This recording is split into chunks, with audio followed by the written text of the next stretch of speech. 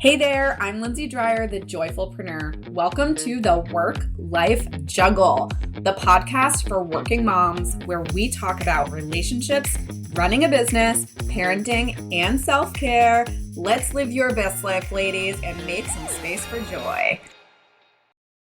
Okay, Kimberly, you have a disclaimer that you would like to give to our listeners to start off. I do.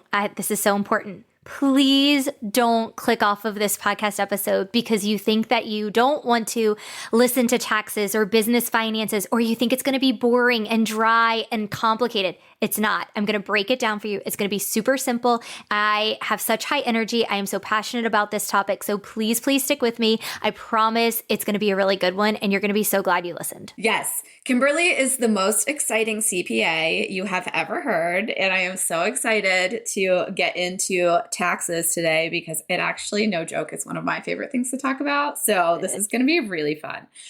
Okay, let's start with what is the difference between tax preparation and tax strategy? Because I think that there's definitely some confusion there.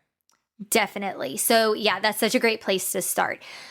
Tax preparation is what most businesses, individuals, when you hear the word taxes, you are thinking of, oh, that form that I have to send to the IRS by April 15th every year. It's a negative thought. It's usually we have this emotional reaction to it. We get a little nervous. We hear the word IRS, we hear tax, and it's usually negative.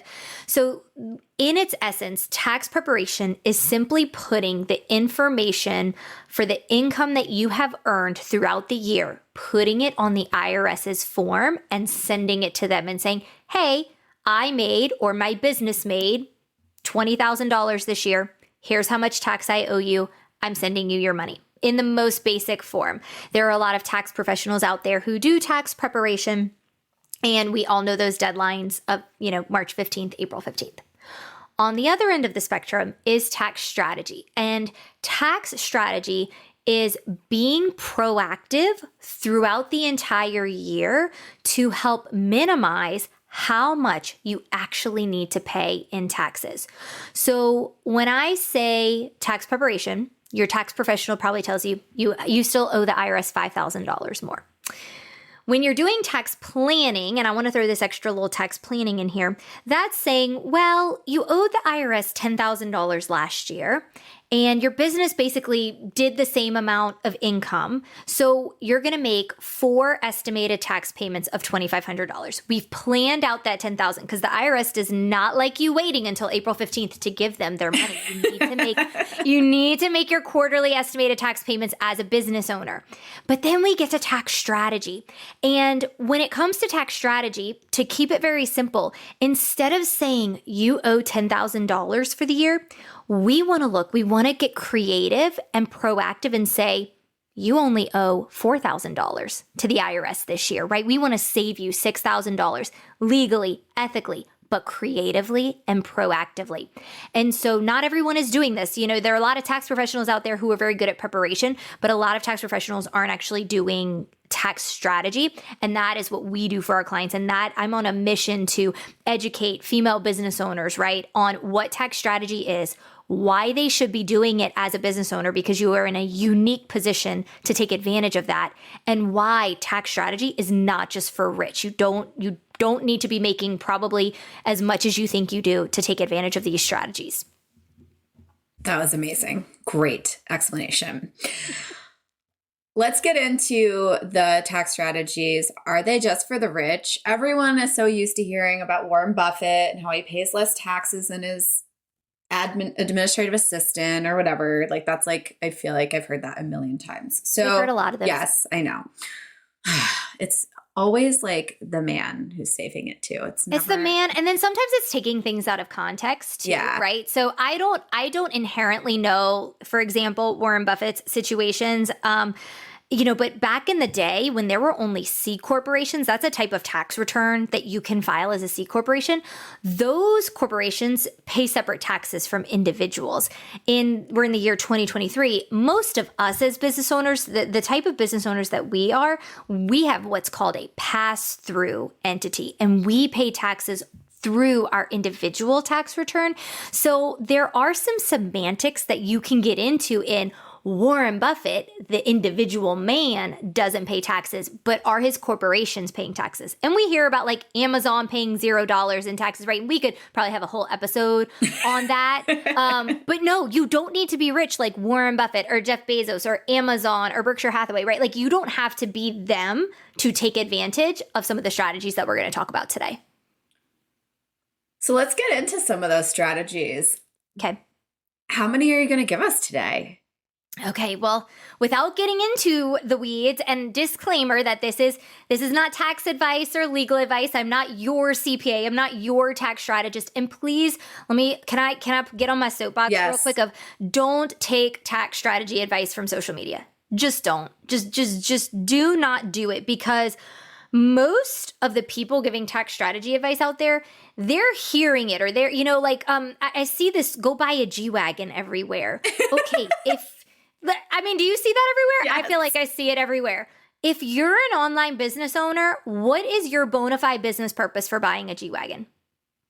What are you going to tell the IRS? Lindsay's face is like, I don't know the answer. In my realtor days, I would say I would use it for my realtor business, but absolutely no. But as an online business owner, where do you drive your car?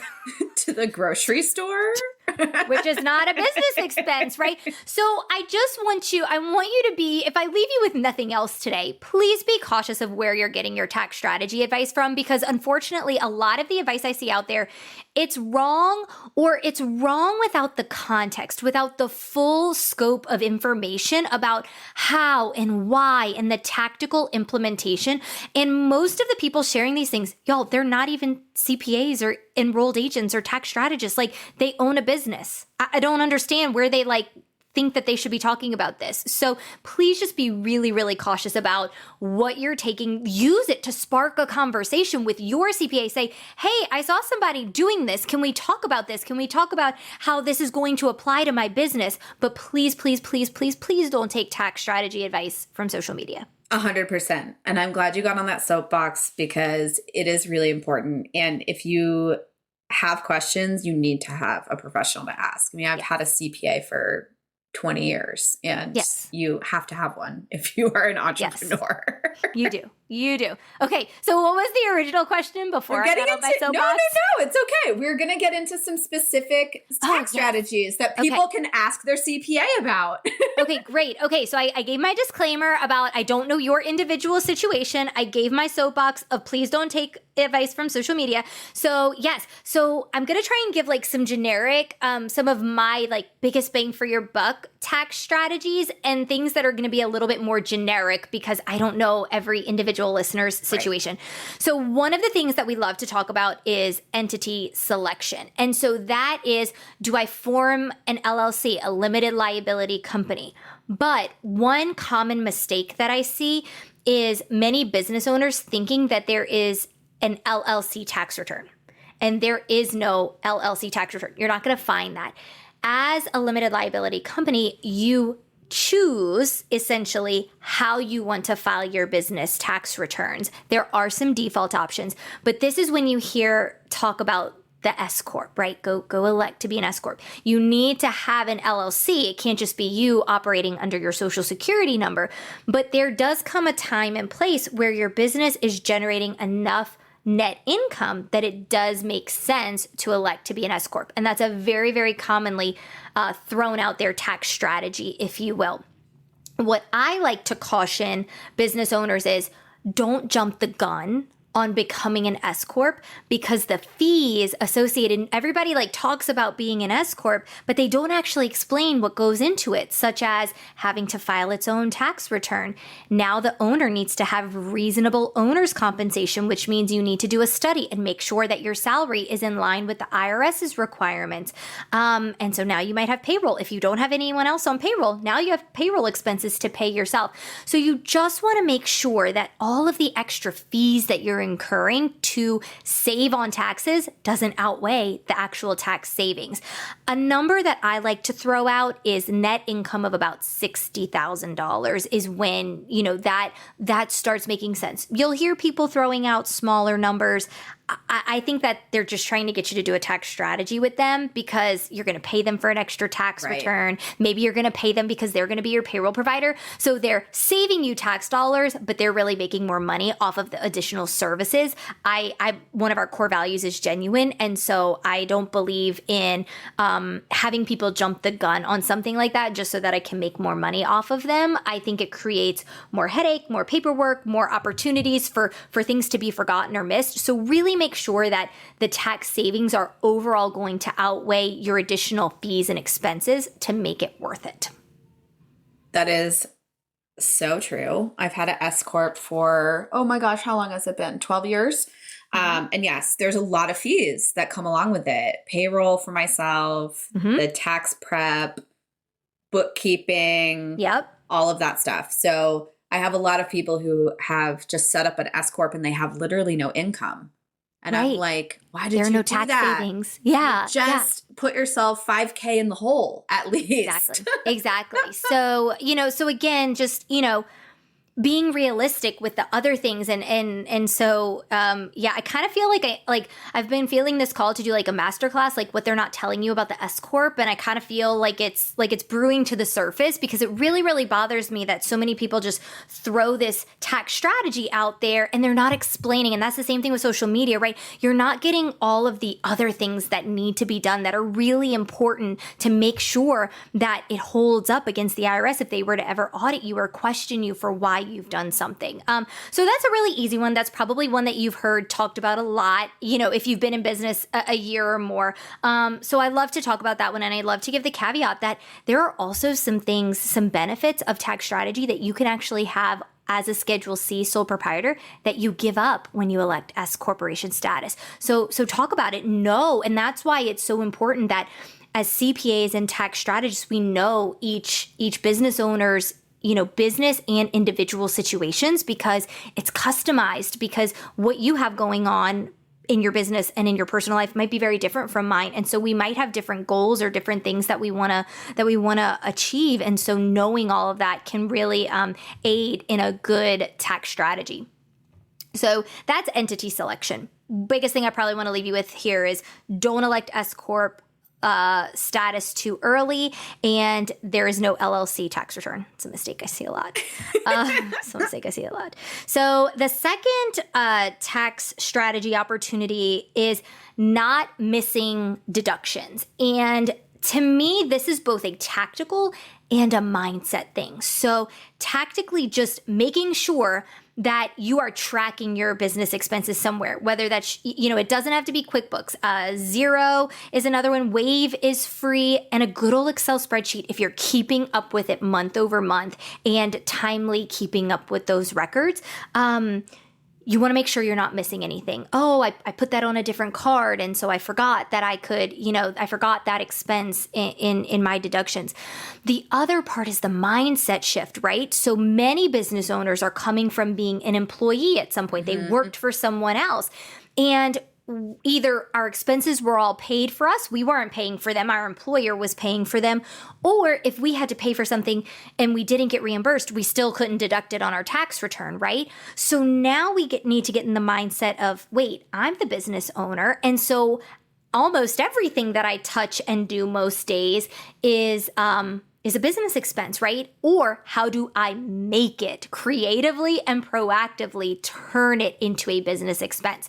And so again, those missed deductions, that is a huge tax savings opportunity that we work with our business owners on. One, to make sure that they're actually capturing all of the expenses in a methodical, tactical way, and then also teaching them how to shift their mindset from employee to employer and deducting, like, how do I turn what might not technically qualify as a business expense? Are there little tweaks that I can make to turn it into a business expense?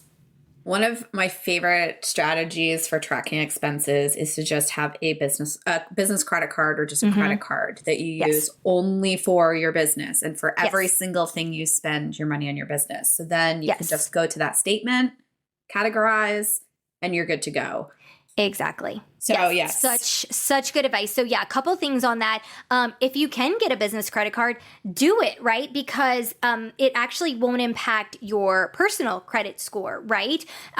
Also, if you're going to go the credit card route, please make sure that you are disciplined enough to always pay that balance off every month. I think that's a caveat that we don't want you to get a credit card to go into debt. I also love playing the points game. So, I love the credit cards for that. And then, make sure, especially if you're an S Corp, you cannot commingle your personal and your business expenses. So you need to be keeping them separate anyway.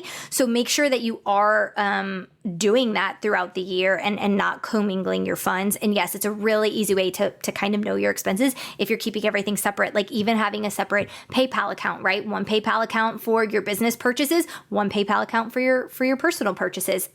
So having little things in place like that can really make your life easier. Yeah, it's good practice for when you do get your S Corp. Exactly, right? And it's just like, it actually allows you to know your numbers month over month. And you need to know your numbers to be able, because I've actually had a couple people, message me, they want to work with me, but they don't have a bookkeeper. And I had somebody, it was like October, and she wanted to work with me before the year was over. But she hadn't done any of her books since the prior year. And I had to be honest and say, I need to connect you with a bookkeeper. Yes. Because we need to get this under control, because I can't do my job without any information. Like I'm flying blind here. So, you don't have as much opportunity for tax strategy if you don't know your numbers and you're not keeping up with them timely and accurately. You should be doing that anyway, because not all of your decisions, but a lot of your decisions should be data driven and coming from that information. But you can't have tax strategy at all if you don't have those numbers. And the reality is, if you come to me in January or February, there might be a few things that I can do retroactively for you for the prior year, but we are doing 2023 tax strategy right now with our clients. Like, now is the time before the year comes to a close, because once 12/31 hits, you are going to be very, very limited on anything you could do to save on taxes. Yes, you're retroactively trying to play catch up, and that does not work. Yes. Yeah. So I feel like that's kind of like a third tax strategy, right? Is like actually being proactive with it, having your numbers and working on it diligently throughout the year, because, I was explaining to someone recently, if there's a strategy that could save you $2,000 a month in taxes, if you can multiply that times 10 months of 2023, you've saved $20,000. If you don't come to me until November and we can only do it for 2 months, you've saved 4. Like, and the strategy's the same. You just missed the time. So being very proactive and working on it throughout the year is a really critical component of tax strategy. What do you need from a client in order to be organized and have a great tax strategy session? Is it profit and loss statement, balance sheet? Yeah. So when a new client comes to us, we want to see the last 2 to 3 years of tax returns, right? I want to get a pulse of what's been going on, what they're doing, what's changed. I also meet with them to look into the future. What are their goals, right? Because for us, when we do a customized tax strategy for a client, I want to make sure that what we're putting into place and the strategies that we're considering are going to meet their future needs, and that we're not going to have an issue, right? Our firm sort of takes a holistic approach, because there are some tax strategies, for example, that can save you a lot in taxes, but maybe they take a cash infusion, right? Well, if a business owner doesn't have that cash, well, that's not a good strategy, because they simply don't have the cash to make the strategy happen. So I like to know, what are their 1, 5, 10-year goals? What direction are we heading in, so that we can make sure that their strategies are in alignment with their goals that they're hoping to achieve, where their income's going to be, how old are their kids, if hiring their kids is a strategy, right? So all those things, what is their age? So how much longer is the business going going to be in existence. Those are all things that sort of come into play. And then on a month over month, so with our concierge tax clients, we meet with them every single month. So we're getting their profit and loss statement. We get the balance sheet. We don't use that one quite as much, but we're looking at the profit and loss.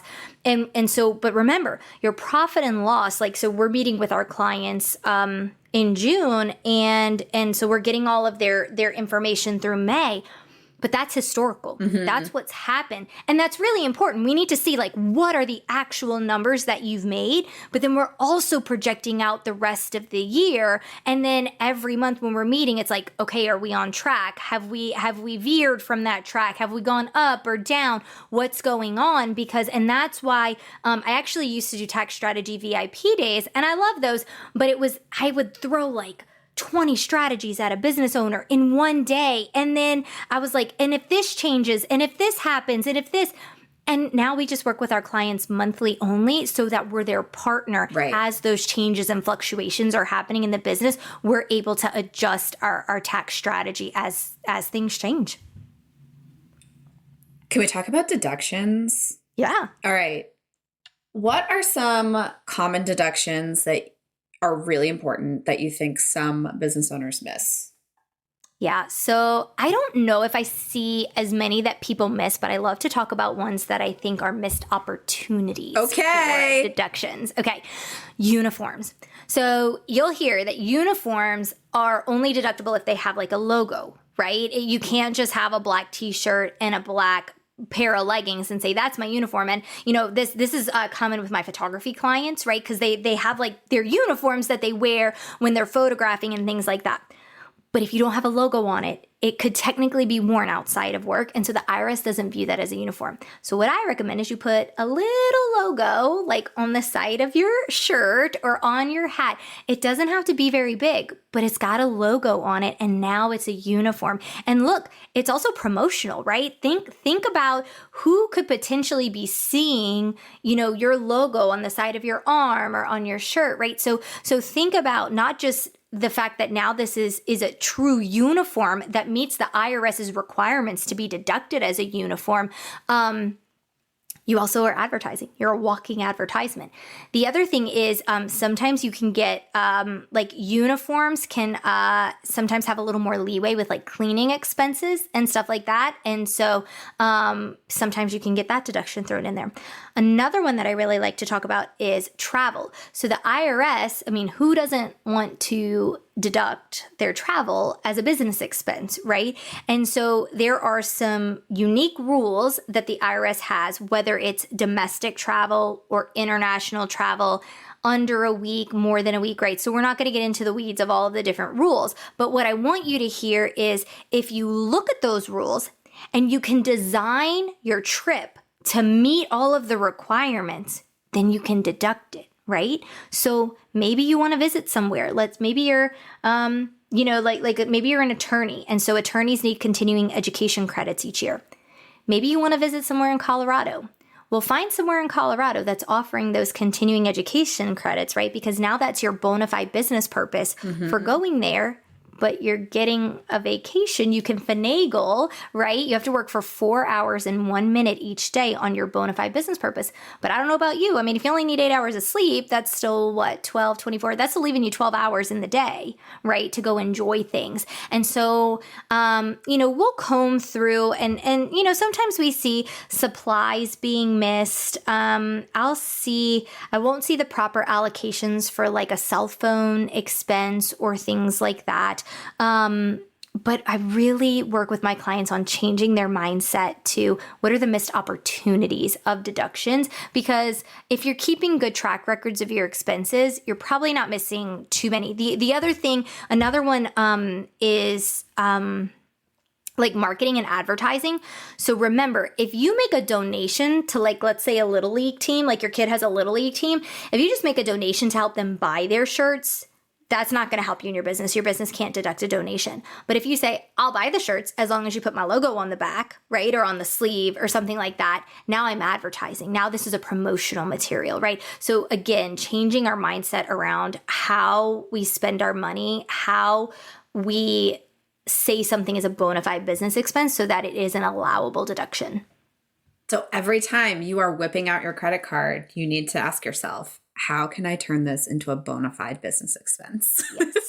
Yes. And sometimes it takes a little planning. Sometimes it doesn't, right? Sometimes, it's like I'm going to lunch with my friend Lindsay and we know that we're going to talk about our podcast and, this and that. And we're going to talk, okay, well, that's easy. But sometimes when it comes to travel, maybe it's not that easy. And so it takes that proactiveness, right? Like planning 6 months ahead and creativeness. Okay, how am I going to make this happen? Sometimes it takes a little bit of that proactiveness and creativity to actually make it a business expense. I love that. We took a family vacation to Louisville, Kentucky, and it was a conference. And I was attending the conference pretty much the whole time. And so that was basically like a combination of like tax deduction business trip and family vacay. It was great. Yeah. And there is a way. It's not, so actually for travel specifically, it's not an all or nothing thing. It's not like 0% or 100%. There are some rules in there where you can get 50% and things like that. So again, if you're spending 10 grand on a vacation, even if you can only deduct 50% of it, that's still 5,000. So most people would still take a 5,000 deduction over a $0 deduction. So the travel especially is nice because it's not all or nothing. Yeah. I love that. Love it. So what do you recommend people look for when they are seeking out a CPA or a tax strategist? Like, what should they be looking for? I have some very big feelings on this because of my soapbox about social media. And I've just seen so many people. I'm like, what made them decide that they could call themselves a tax strategist? Like you didn't even have a PTIN, which is a preparer identification number with the IRS. I'm like, you can't even prepare a tax return, but please call yourself a tax strategist. So I actually have a 3-step process. And the first part is figuring out what type of accountant or CPA your business needs. Because the word CPA or the word accountant gets thrown around so much, but we all do different things, right? So when I actually started in public accounting, I was on the audit side. I wasn't on the tax side. And so I remember somebody asking me if I could help them with their taxes, or they could ask me a tax question. And I was like, no, my mom actually still does my tax return for me. Like I can't help you. And so now I do taxes, right? But not all CPAs are tax professionals. And certainly all tax professionals are not tax strategists, right? Who are spending time educating themselves in tax strategy. You have your bookkeepers, you have payroll providers, you have CFOs, you have a wide variety of what accountants or CPAs do. So my first step of the process is to diagnose, what does your business need? Do you need a tax preparer? Do you need a bookkeeper? Do you need a CFO, a tax strategist? Typically, the first 2 things that I see a business owner need is a bookkeeper and a tax preparer. Those are the 2 most basic things. So once you've diagnosed what type of CPA or accountant you need, the next step is to gather some names, do some research, ask your business besties, and then do your due diligence to figure out if they are actually qualified. Call the state board of CPAs, or look, a lot of them have database searches now, right? Are they active with their license? Have they ever had any infractions against them, right? How long have they been licensed? If they tell you I've been doing this for 10 years, but the state board of CPAs only says 2, I want to know why you're lying to me, right? That doesn't leave me with a good taste in my mouth. So you want to do your factual due diligence on, is this person legit? Are they qualified? Are who they say they are? Because I just feel like this is such a relationship that needs to be based on trust and confidence. And so if there's any indication that they are, not being truthful with you in any capacity, that's a hard stop for me right there.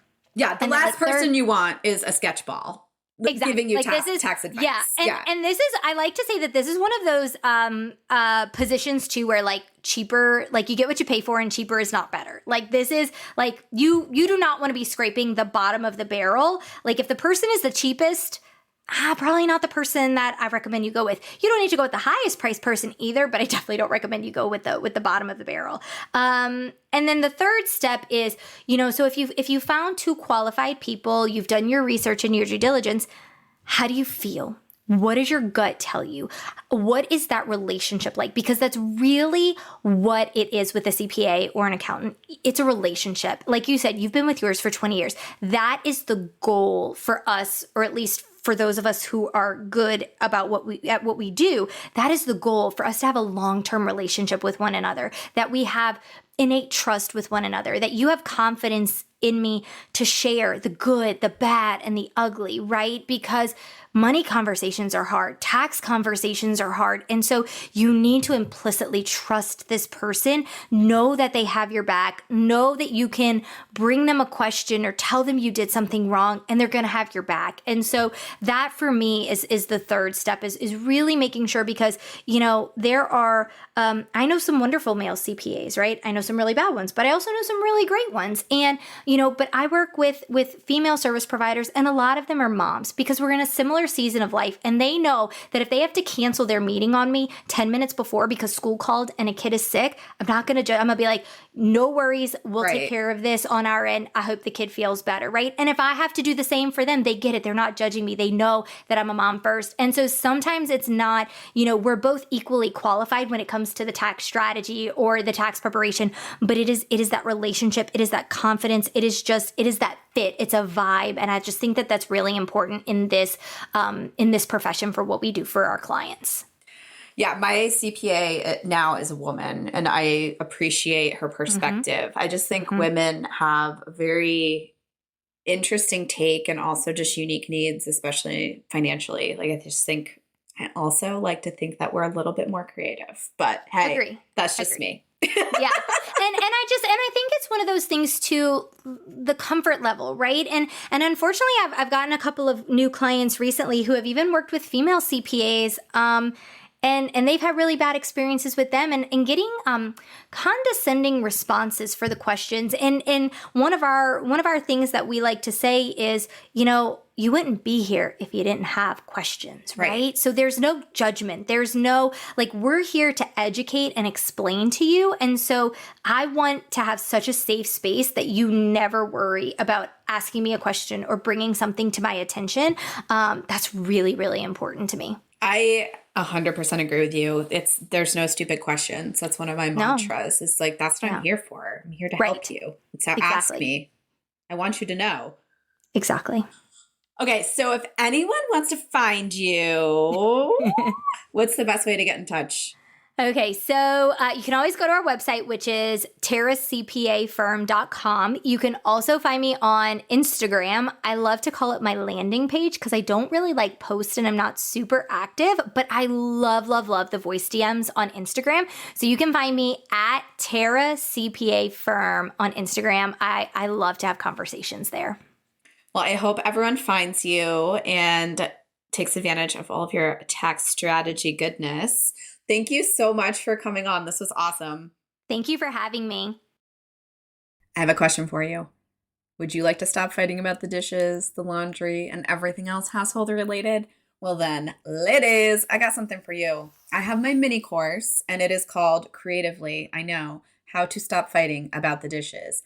Also, did I mention that it is free? Check the show notes for the link, and hopefully it will help you stop fighting about the dishes. Thank you so much for listening to this episode of Work Life Juggle. Your support means the world to me. So if you loved this episode, share it on social and tag me on Instagram at the.joyfulpreneur. I will choose one lucky winner per quarter to get a free one-on-one 1-hour coaching session with me where we can talk about fair play or your business. Until next time, stay joyful.